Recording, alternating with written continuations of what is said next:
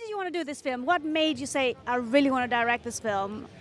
It was a beautiful script that landed on my desk in 2013, and I felt that it was really speaking to the original book, the source material, in a very profound way, and that there was a very emotional, central story of Mowgli learning to find himself, learning how to cope with being an outsider and how to find himself in between two conflicting worlds that all have their own sets of rules and laws, and the complexity of his journey through that.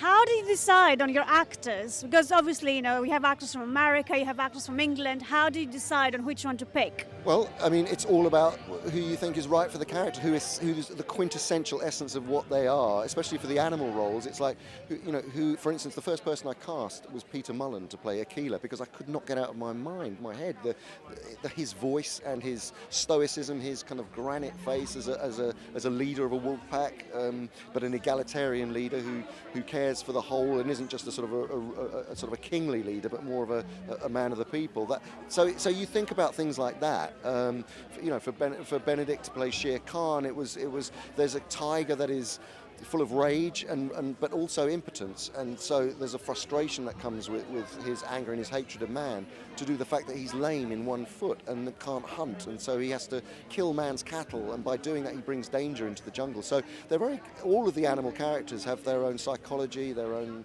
their own emotions and their own motivations, so you need really good actors to be able to pull that off. And then of course at the centre of it is this young man who's just phenomenal. I mean, he really embodies what Mowgli is all about. I mean, he really put himself through it. It was a long and arduous process, tough shoot for him physically, emotionally. I pushed him really, really hard, and he's just delivered the most extraordinary performance. And he carries himself really well, I have to say that. He carries himself really well. He's a real pro at all of this. It's amazing. And last question, if you had to pick one scene from the film that you said, oh my God, this is the best scene I've ever directed, which one would that be? Well, it's difficult. I mean, people have their own personal favourites. I think the third part of the movie is actually all human beings. It's the village, which you never normally see in a Jungle Book adaptation. It's normally, just the jungle, and we sort of leave them as Mowgli goes to be a man in the village. There's a beautiful holy festival scene where Mowgli is becoming assimilated into the world of man, and I think it's really a real beautiful contrast to the savagery of the jungle. It's a story that really looks at what it is to be other, what it means to be an outsider, not in the centre, and how you cope with that. So it's very contemporary in the sense that there are millions of people in the world now who feel outside, who are refugees of some sort or another, whether physical refugees or sort of emotional, psychological refugees, where they don't quite fit in. And this story is really about the journey of Mowgli to find how he fits into two very complex, changing worlds.